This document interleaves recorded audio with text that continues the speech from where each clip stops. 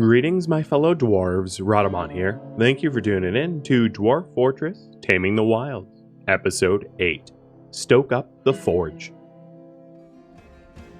Do other NPCs dig in tunnels and caverns? No. You mean like Mega Spiders of RimWorld? There is a subset of enemies that can break down things, but never walls. And they don't do their own mining as far as I know. So the answer to that is basically no.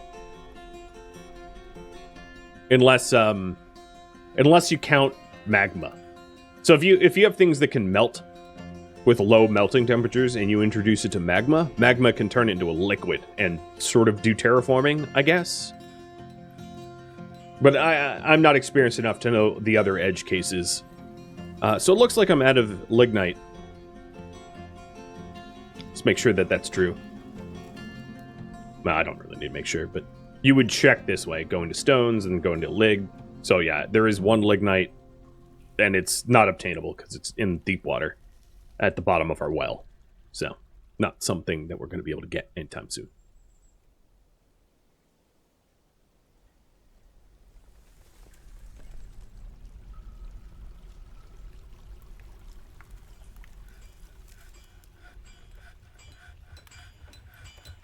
And then if we check stocks for bars, I do start to have pig iron bars. We're also getting a decent amount of potash, so as you can see, there's... This northern farm is fully fertilized for all of the plump helmet spawn that we have, and then the southern farm only has one more spot to fertilize, so our potash is catching up. Cheers.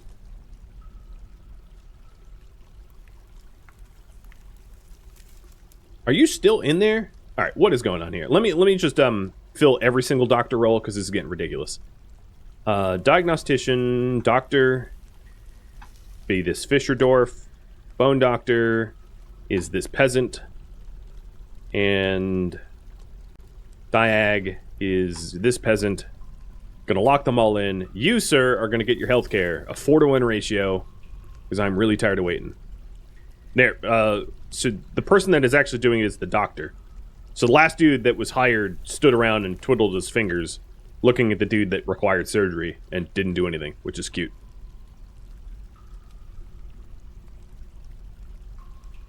But Mistum is finally getting tended to, I think.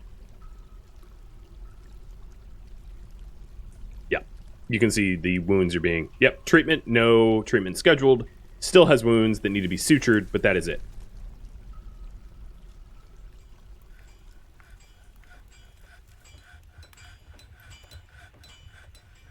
And suture is an orderly duty, I think, which would be orderlies. Oh, so this miner, for instance, is a dabbling suturer. So I am going to fire them as a miner for now and force them to do an orderly work. And that should fix Mistum. Oh, has it been sutured? I missed that. Okay. Well, let me undo that orderly then. But that's how you would train an orderly who is a wound dresser and a suturer. And this allows you to specialize your dwarves even further. If you wanted. So I'm going to have, actually, the person that is decent at orderlies stay as the only orderly that we have. Hey, bud. And with any luck, his mood will start turning around. Let me check him again. Has been sutured. No treatment needed. Yeah.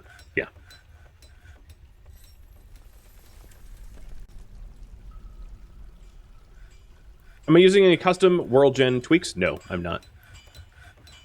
I covered this in the first stream. But yeah, it's very, very basic. So we're going to start... Oh, you know what? That's going to be really hard for me to stockpile. Before I do that, I'm going to go down here and view the stockpile, the tavern booze, and I'm going to paint booze so that literally the dorm back here is surrounded by booze. It will floweth. So that's going to allow us to store all our booze up here. in the tavern rather than where the steels are. Who's the armed guy in the common area? Just a visitor. And then we'll smooth that out. And it's probably Dakust Forest Root, and he's asking to become a mercenary to get basically free room and board, and he'll kill monsters for me. I spoke about this at the start of the stream, that they petition constantly. But because the random mercenaries that you have aren't organized, they get ganked very, very quick.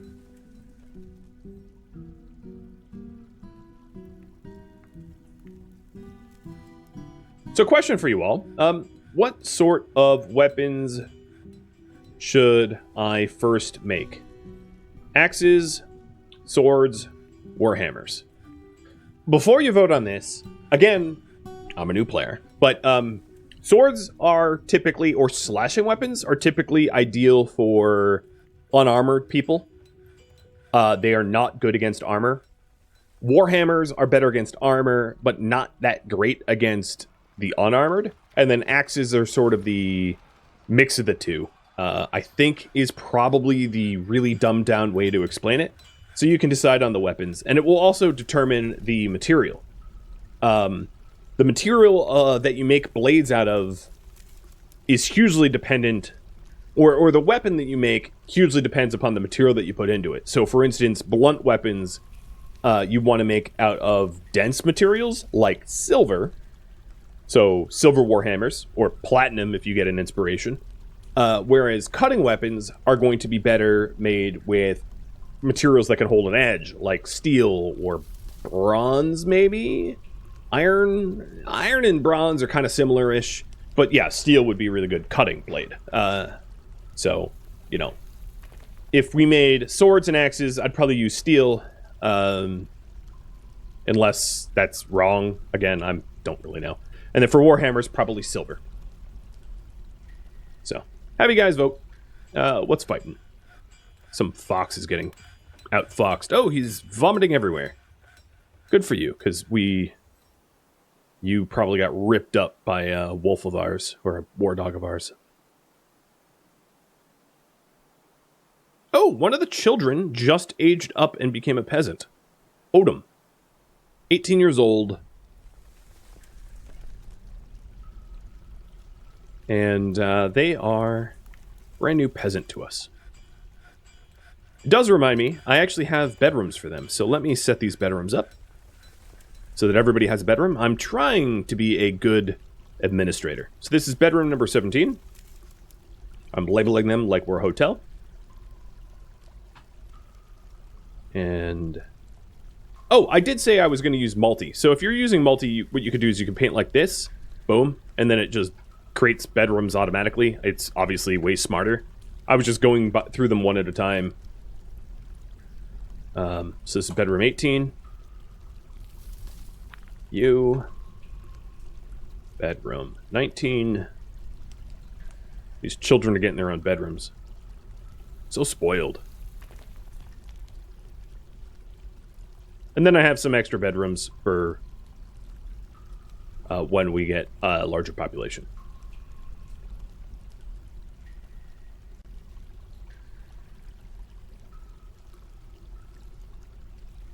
Looks like we're making axes. Right, dude? Is there a way to assign no-go zones? Yes, there is. If you go to this icon here, which is the high and low traffic areas, you can paint a restricted traffic area. Citizens will look hard for better routes.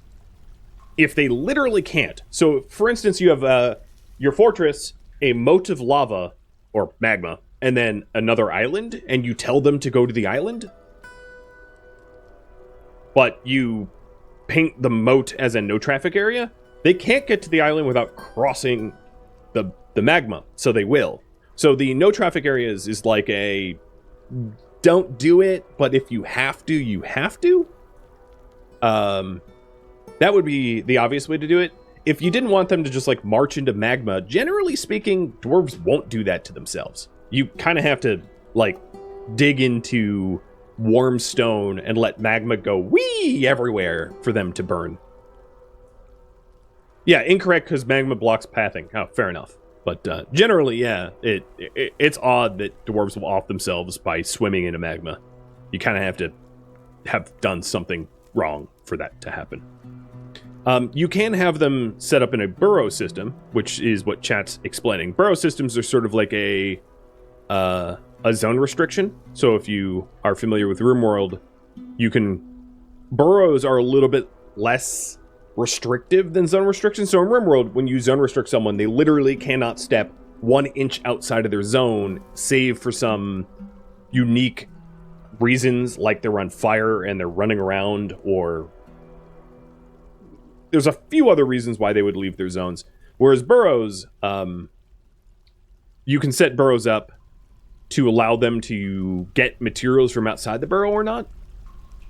And also when you burrow people, they don't like wake up and enter the burrow. Like there isn't a sense of urgency, whereas in RimWorld, when you set someone to a zone restriction, they will immediately path to what is allowed. Whereas in a burrow, they're just like, I'll do it. Is at least my experience with burrows. So I've had a lot of cases where like I'm playing and then all of a sudden there's some sort of attack incursion and I'll say, all right, dwarves to your burrows. And like I have a few people going, yeah, I will go on my own accord. And I'm like, okay, well, I'm going to close the bridge and you're going to die. And they're like, yeah, that's okay. But also in this game, dwarves are a lot more expendable than a RimWorld, where you get a lot fewer immigrants. Yeah, burrows don't cancel existing orders, exactly. So if you really needed to like perfectly burrow, what you would have to probably do, there's no way to perfectly do it, but you'd have to like remove everyone's work priorities and then lock them to do nothing, and then it gets a little ridiculous. At some point, you're just like, well, whatever, the lazy ones will die. Maybe that's too blasé, but that is my 2 cents. Where are we digging? All right, so I'm just digging extra bedrooms so that we have them.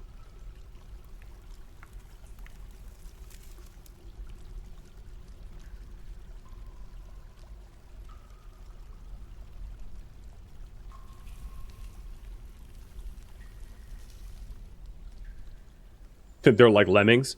You're not wrong. They are a bit like lemmings, or Disney's interpretation of what a lemming is.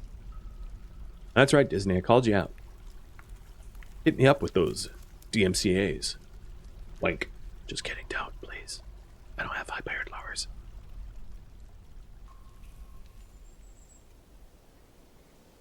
Alright, just setting up my farms so that they're plump helmets 24/7, 365. How much pig iron do I have? Bars. 8. Wow, you guys are slow. I like how I high priority made the pig iron, and they're still like, hematite comes first. So this smelter up here that was doing the lignite, I'm going to have to do pig iron as well.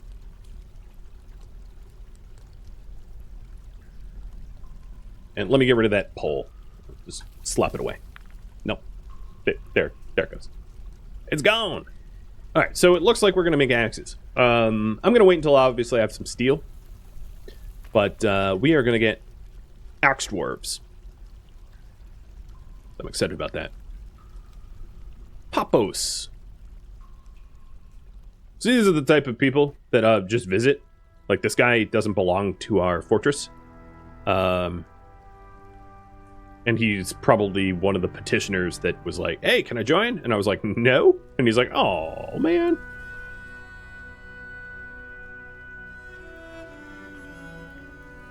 So all I need to really do in this case is to make sure that I have enough hematite to keep the iron flowing, and enough flux stone to keep the pig iron going, and enough fuel to keep the fuel going. And we will end up with steel. One worry about steel, I should mention, is it's worth a whole lot. So as you make a lot of steel, it will drive up the wealth of your fortress, attracting unwanted attention. Let me catch up on what's going on. So rest in peace. Thank you for the resub. Grimdar for all the gifted subs. AIDS Gear for the resub as well. Syndra and Kadath, too, for resubs. Kadath, it has been 39 months? Oh, man. Mind blown. And Proanite for the resub. Ruburn and DSM Matter. And Cypher. Thank you. Thank you so very much. And welcome. Oh, man. 39 months. So here's Papos. The guy I was just clicking on. He wants to eradicate monsters here. For him specifically, I'm going to agree. I'm only going to agree with that one dude, just to show you how that works. So Papos here is just going to hang out, and anytime there's like monsters, and I can't tell him what to do. I can't draft him or anything. All I can do is kick him out. He's just going to go around, and we can track his kills. It looks like he has a bunch of... Oh god, you're so dead. His armor is a copper great axe, a bronze shield, and a bronze helm, copper chain leggings, with a wool skirt. So,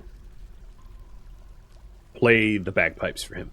But anytime that there's like enemies that are like an incursion from the caverns or something, he would spring into action and spring. He might decide to fight, maybe, sort of. So if any of these troglodytes manage to get in, he could throw down potentially.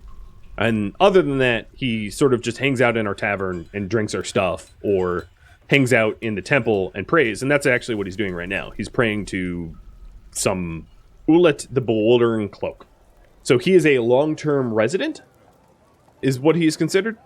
So you'll see him in our citizens roster, but he's not like a citizen. He's only a monster slayer. So he can't be given other work. He can petition to become a full-blown citizen, and for us to grant true and honest citizenship to him, that is a possibility. But whether or not we do that, I don't think our Dwarf Fortress is going to have non-dwarves. Hey! Oh! Nice! So this is a Fey mood. I don't think I've had a Fey mood or a Strange mood yet. So this will be a first for this series. So what ends up happening is people in your fortress will have strange moods, and they will withdraw from society. There's a few different types. There's Fey, Secretive, Possessed, Fel, and Macabre. And this one is, I think, Secretive. And what happens is they'll take over a workstation depending on their skills. So if they're like a carpenter, they're more likely to do carpentry. If they're a stoneworker, they're more like stoneworking. But if they're not particularly skilled in anything, it will be craft dwarves. Which actually reminds me, I should get other craft dwarf stations up. So that I want to pick the material. So that while Shield takes over that crafts station, it could still be utilized by other people. Like the other one. And then it will tell me, he has claimed the Stoneworker workshop. So if I take a look at Shield here, and look at skills... he is a dabbling mason and a dabbling stone carver. And then what's going to end up happening here is the station itself will start to get material. So he's trying to get stones right now for the stoneworker workshop. And I can lock these stones to prevent him from using specific stones. Oh, nope. Already started. So it's going to be something made out of 2 jet and shale. And in this screen, you can sort of influence it. So for instance, if we had Cathanon, who is our legendary weaponsmith, start to make something, what I could do is I could lock all of the metal bars in the entire fortress, except for steel, and sort of force him to use steel as the metal bar. And what ends up happening is there's different types of ingredients. So what they can do is they can ask for stones, wood, metal bars, gems that are cut, gems that are raw, glasses, bones, shells, leathers, cloths, or skulls. And the game will sort of tell you that. So if you have like a secretive one and they want stone, he'll sketch pictures of a quarry. And that is to say, I want stone. Or if he sketches pictures of skeletons, it means he wants bones. If he sketches pictures of a forest, he wants wood. So there's sort of a large list of how to interpret these things, and then you have to supply them. And if you don't manage to supply the material after about 40 in-game days, the person in a strange mood goes crazy, and that's a bad thing. Because they'll go crazy and dehydrate to death, or go berserk and try to kill you, or it's not a good time. But once they start to work, it means that the strange mood has kicked off, and this stoneworker is going to be making something out of the stone, some sort of legendary artifact. And that would be tracked here. So these are the artifacts that we know about. And I'll be getting my first. And it typically is a very valuable object. And hopefully it is also useful. So we'll see.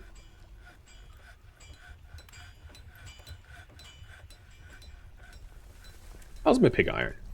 It's been a minute, huh? Okay, 16 pig iron. So let's start working on steel. So this smelter, this smelter here. This is the last pig iron I'm going to make here, and then after that, we're going to start to make steel bars.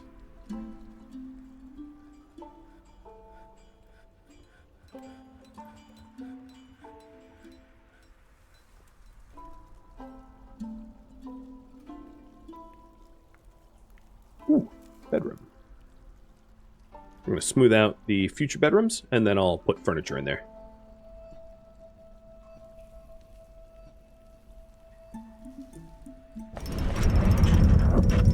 So, Shield made a shell coffer, and she claims it as a family heirloom. Okie dokie. Well, I think what I'm going to do is display her family heirloom in the temple to make the temple nicer. So I'm going to go to the metalsmith's forge here. No, maybe not metalsmith. I'll go to the stoneworker and make a pedestal out of... What was the object made out of? Shale? So I'll make a pedestal out of shale too. And I'm going to display the thing they made.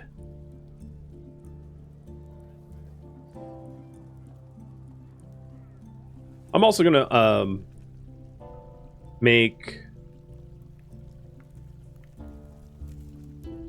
What was I going to make? Rock blocks. I'm going to make shale blocks.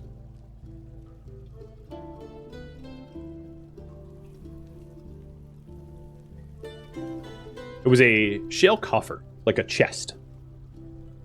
Very fancy chest. So up in the temple, furniture, display. I'll put here a shale pedestal. I'll actually make another shale pedestal. Not that we have something to put on it, but just so that it's empty for the next artifact.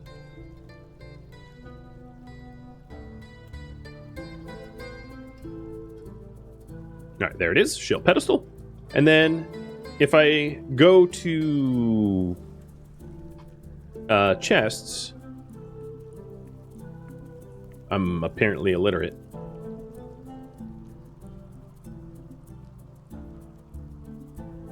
Coffer. Yep, there it is. The Phasma, whatever it is. I can click that, and it will display it as a display item on this pedestal in the temple. And there it is. So if we take a look, this Temple of Halls was previously assessed at about 2k, and it's now 3.5k. About, because our broker doesn't know exactly, but this coffer here is worth roughly 2k in value, and that really kicks the temple up considerably. There's other uses for Feymoods. So sometimes they'll make things that are really good utility, like doors.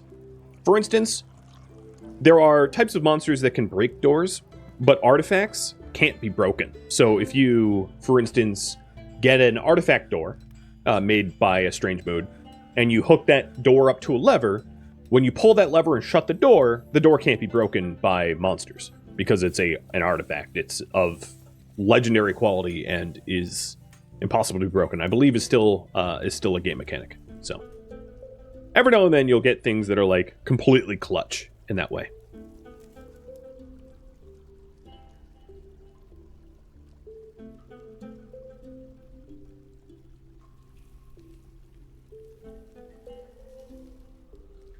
So how's our Flux Stone? A little low. Let's mine some more. Oh, this is on auto. I'm trying to not overdo it with them mining things that, you know, might not be limestone. Raven's Path, thank you for the resub, by the way. Here you go, Mr. Yoda. Here you go, Tusky.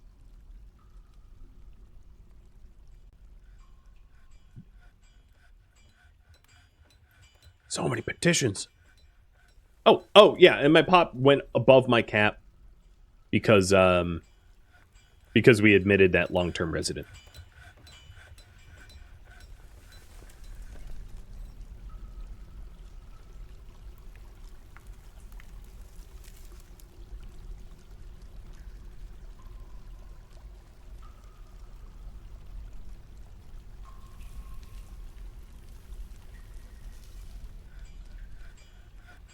So I do have 6 steel bars. And over in the Metalsmith Forge, let me just double check that the only person allowed to do weaponsmithing is my legendary weaponsmith.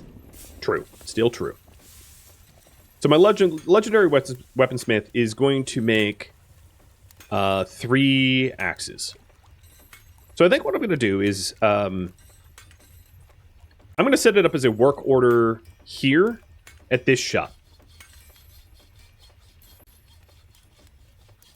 So let's do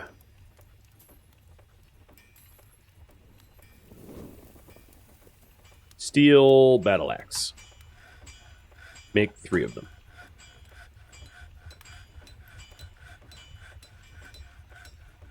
And this Middlesmith's Forge can only be used by Cathanon anyway. But yeah, we'll get 3 steel battle axes from him. And then once we have the battle axes, we'll start working on the armor. And the armor I'm going to queue up with general work orders so that we end up with spare uniforms.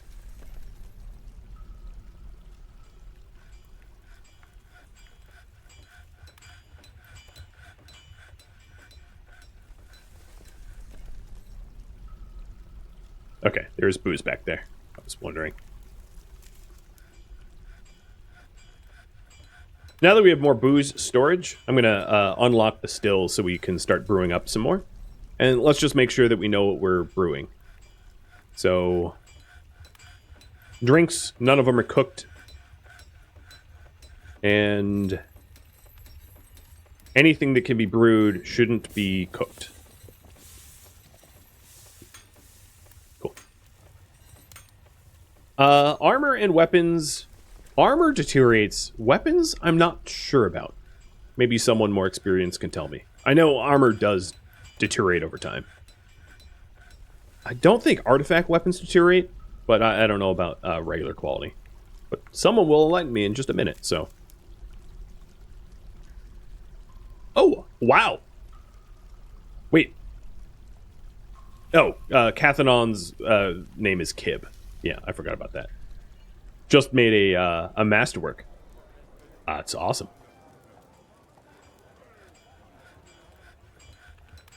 So in the weapons, I am not going to allow any bins. And in the armor, I'm not going to allow any bins. In the steel bars, I can allow bins. But in the Flux Stone, no bins, no wheelbarrows, none of that.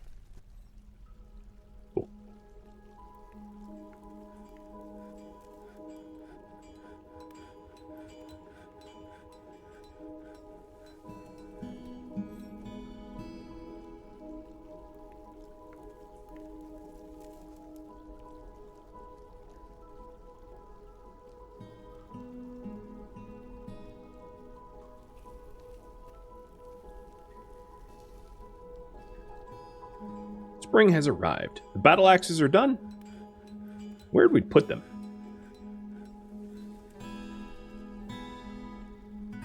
They're just on the Metalsmith Forge. So, in terms of quality, let me make sure I have this straight, because I'm not fluent. The way to read this is the stars, the bottom one, is Masterwork.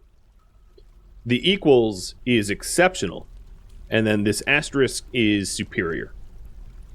And the higher the quality, the higher the weapon hit to armor deflect ratio is, and how sharp it is, how valuable it is, any bonuses and whatnot. If we really wanted to min-max it, I could just melt down the non-Masterworks and aim for Masterworks, but I don't think it's going to matter that much. All right, so how much steel do we have? 5 bars. The first thing I'm going to do is protect my neck, protect my head.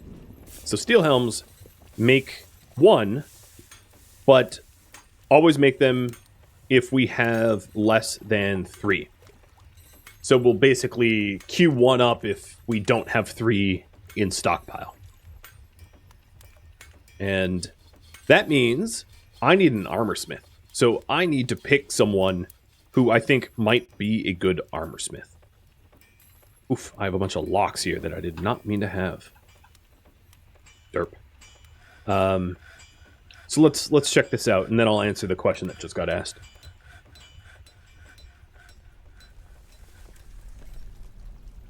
Disdain's hard work. I'm just trying to analyze their... Not that personalities matter all that much, but, you know, if I wanted to micromanage, I'll try to find someone that I think might make a good armor smith. It's too bad that we haven't had an immigrant. You. No, you're strong. Well, I don't know. Malful, you want to be an armor smith? Let me check the kid. Disdain's martial prowess. Well, they're definitely never going to fight. Not creative, though. I don't know. What about this Fisher Dwarf? High willpower, good with language. Yeah, you know what? Doran, you're going to be my armor smith. You're one of the OG immigrants, so it's how it's going to work. So I'm going to lock you into armor smithing, and you're going to smith for me.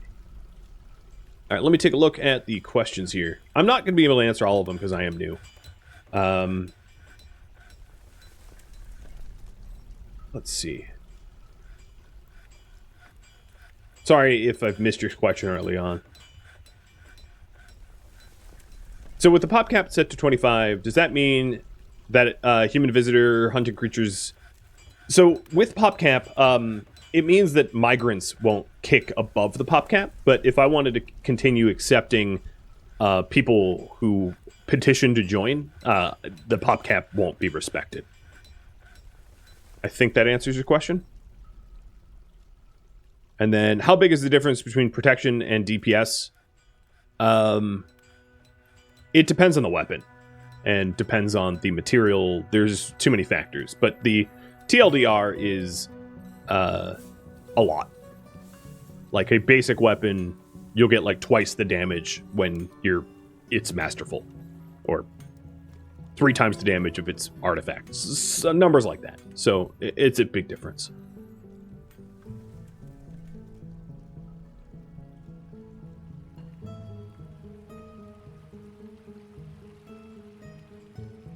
This forge is not going to be for Cathanon only anymore. We have plenty of forges. So let's take a look at this work order and why it hasn't triggered yet. Because my steel bars isn't greater than 10. So I'm going to lower this down to 5. And lower the coal... we'll keep the coal at 10. So now we should see the Arborist starting to kick up. Yeah, also depends on the person's skill wielding the weapon, their injuries, so many conditions. Which is why that's just hard to answer. Let's get back to brewing. I have been making legendary lavish meals.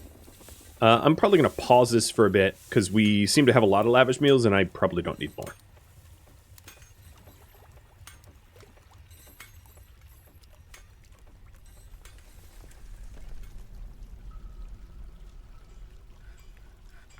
The bedrooms are looking good. So I will have room for immigration soon. But I definitely want to get a military, some semblance of a military at first. Which also means I need a barracks and for training and a barracks for sleep as well.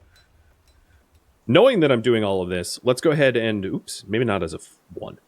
Let's cut some additional pine. I've been select cutting trees just as a personal preference for my woodcrafts to all be made of the same material. Completely cosmetic. Totally not something that you need to do.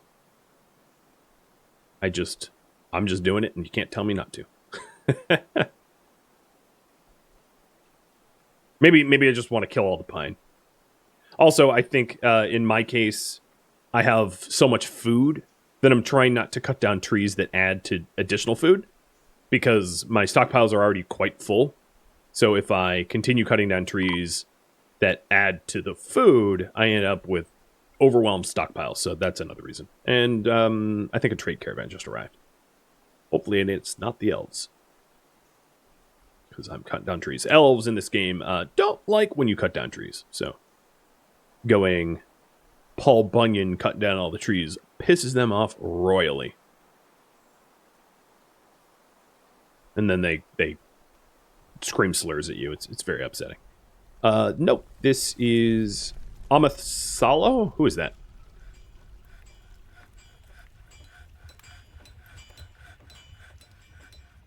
It's Elven. Oh! Well, okay. Yep.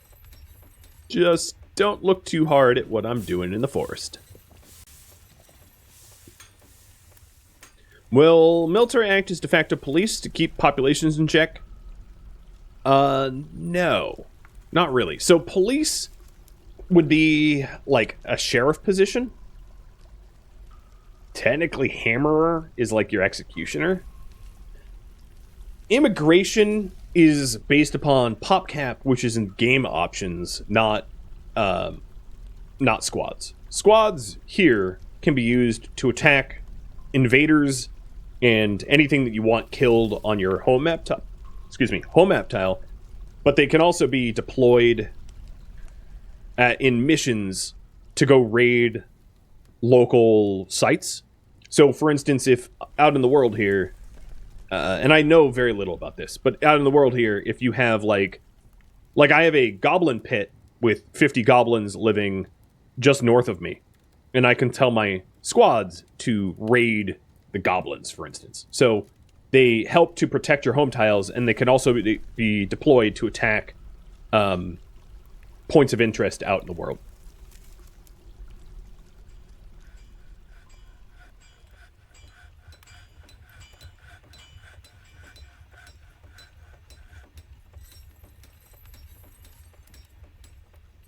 Okay, so the elves are here. Yeah, let's trade with them. So I'm going to move some goods over to them.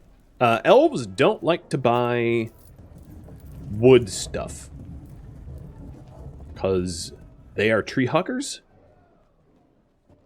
So things made of wood bothers them deeply. Oh, and I guess we have 2 helmets already. Cool.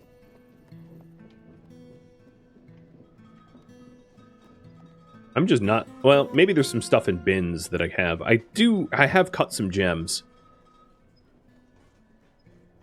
I think. Right? Somewhere. Where's my gems? There'll be one of these boxes that have a lot of value in them. And it should say finished goods or gem... Oh, yep, gem bin. Alright. I'm only going to send my gem bin over to sell. Because I really don't have other things that are worth very much. Because the raw leathers I'm going to use, and the raw uncut gems I'll cut to make them worth more. And then, of course, anything made out of wood is just going to piss them off. I can sell my extra anvils, I guess. Maybe I'll do that. Because I accidentally made more anvils than I meant to have. Don't sell the bin? Nope. I was just going to sell the gems in the bin. Alright, so Little Happy Tree is coming over here to trade with them. And then it looks like I have my helmets. So if we take a look at the conditions here, steel helms less than 3 has been satisfied. So next up we'll do breastplate. And we'll do setup the same way. Breastplates less than 3. Steel bars greater than 5. Coal greater than 10. Make breastplates. And how is my steel? I've got more of it. We're smelting quicker. Good. All right. What do I want to buy from them? I probably want to make my own instruments because it's pretty cool. It's a cool process to figure out. All the instruments in the game are random. So at the start of every game, the instruments that you have in your world are totally randomized. Same with like the gods and other random factors. So they have a chameleon and a chipmunk horse. I don't really need that. I do sort of find it funny that they're trying to sell me wooden stuff. Like, guys, did you not listen to your own credo here? Thou shalt not sell wood stuff. I don't really need food or drinks. Wow, I don't need anything that they have to sell. Not really. Or at least not according to me. I'll buy some token fruit. And there. Trade. Some trade was done. Usually buy the cheap cages for the metal. It depends on the metal that there are. I mean, right now, as it stands, I've got 176 iron bars, so it's not really that necessary. If it was a metal that I needed badly, like if I had a baron that was like, make me a black bronze statue, and I had no gold, yeah, I could understand like buying a gold cage, melting it down, and turning it into black bronze, but I am not in that position. Elves can sell wood because it's properly treated. It's, you know, there's actually a tree growing technique in Japan where they have the limbs of the tree grow vertical, and they basically harvest trees by cutting the limbs off, meaning that they never really cut down the tree, they just cut down limbs of the tree. Maybe it's like that.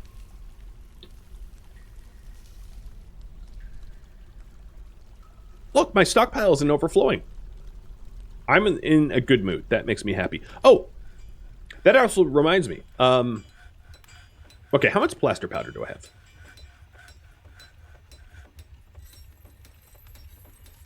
Probably enough. Powder for cast 5? Okay, cool. I am, because I have all this kaolinite, or kaolinite? I don't know how to say it. Let's also make stuff out of the kaolinite. I'm probably going to do clay crafts, because I have just a bunch of clay stuff sitting around. I might as well make something out of it. So I'm going to actually set up some Paralash. So Paralash is a precursor to glass. It's a material that you need for glass, which is made out of potash, but in the kiln. So I'm only going to do that when my potash is greater than 10, meaning I have plenty of fertilizer. But after the Paralash, I'm going to queue up clay crafts. Repeat forever, because I have tons of kaolinite. I have 25 kaolinite, so that will be able to make porcelain earrings, porcelain scepters, porcelain rings, porcelain junk to be able to sell. And porcelain isn't going to piss off the elves, and everyone will buy it. Fine china.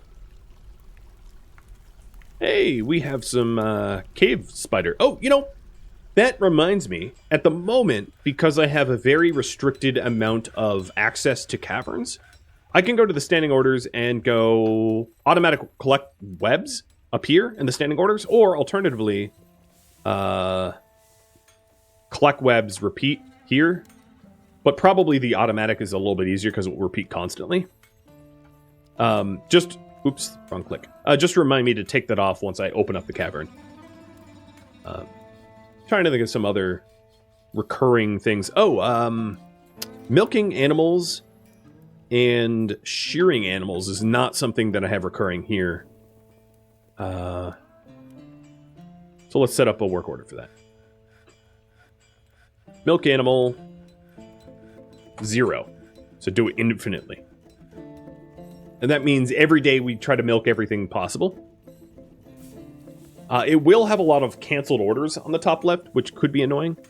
But whatever. We'll see if that's annoying. And it looks like we're starting to get breastplates. Yep, so we have 1 breastplate so far.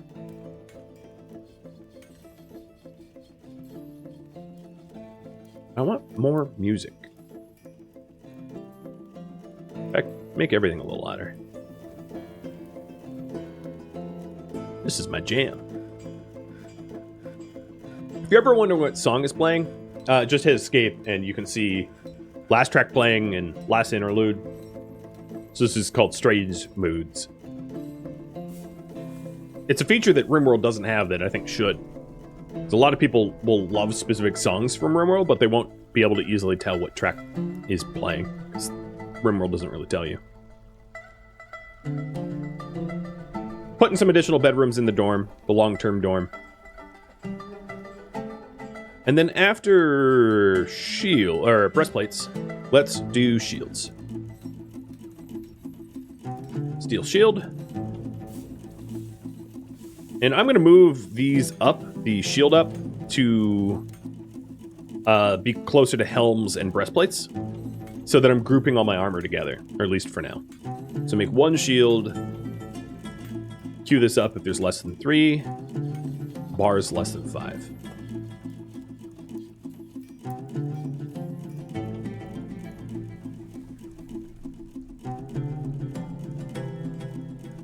If you're wondering about that specific farmer, why they're still pissed, moods don't move quickly. So, Mistum is lonely from friends, and also hasn't been able to pray to specific gods. So, he's staying moody just because. There's not much I can do about that. And then the other one, Shem, just hasn't had enough time. There hasn't been enough time to pass to have them have better, happier times. I think. Oh, I have more stray dogs. Oh god, so many. Who needs gelding? Because dear lord, where they're coming from. The reindeer bull I'm gonna slaughter, and then I'm gonna geld the foal. And I'm going to slaughter the donkey, too. Sorry, donk. Cheers.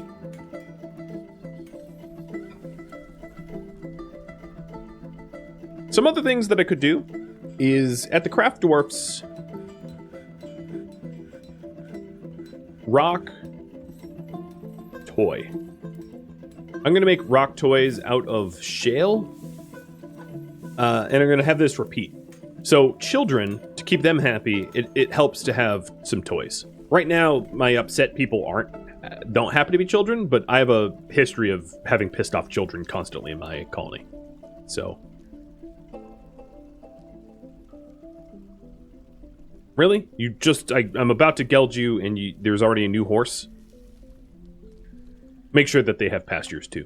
So let's put them in pastures. Oh, yeah, they're good. I might want to expand this pasture. I don't really know the ratio of animals to... Well, I guess that really depends on the biome and the crop, seed, fruit availability.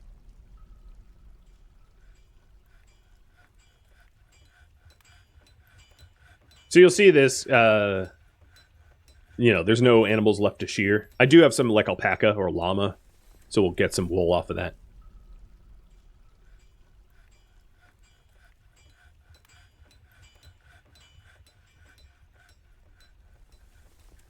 Got my battle axes, helmets. I don't think we've made any shields yet.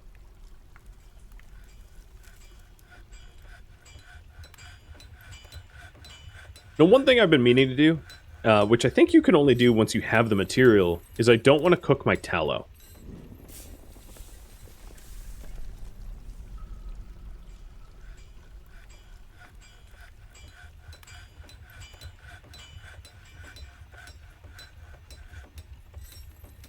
So I'm just readjusting the cook. I don't have any tallow. One of the reasons not to cook tallow is that tallow eventually becomes part of the soap making. So let me just slap down a soap maker just so that you can see what I'm talking about. It'll make it a little bit easier to understand. I'll put it down here. But I want to pick its material.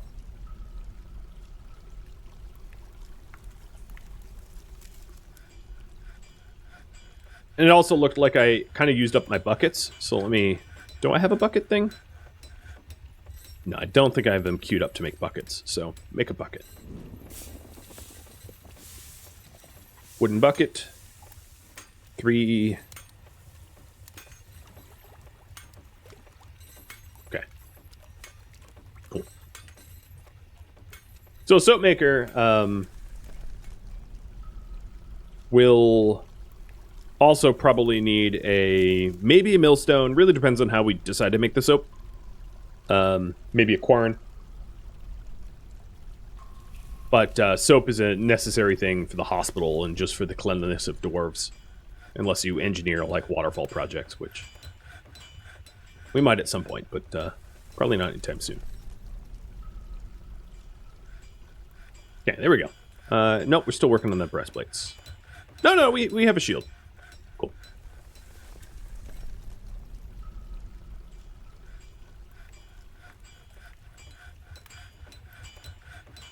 And then a bunch of porcelain crafts to be able to sell and some parallash for glass. So in terms of glass, if you wanted to make clear glass, for instance, like if I wanted clear glass blocks, let me double check with the wiki, but I believe that's sand and parallash. Yes. So in terms, if we did want to make glass, what I would need to do is like go up to the farm where we have sand on the floor and create a new zone. Sand. One spot can infinitely collect sand. It will never run out. So I'm just going to call this sand collection. And then I can go down to the blast furnace and go, hey, collect sand. And as long as you have a spare empty bag, you go collect a bag of sand.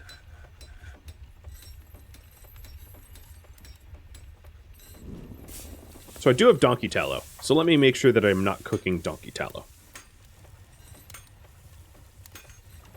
There it is, donkey tallow. Don't cook.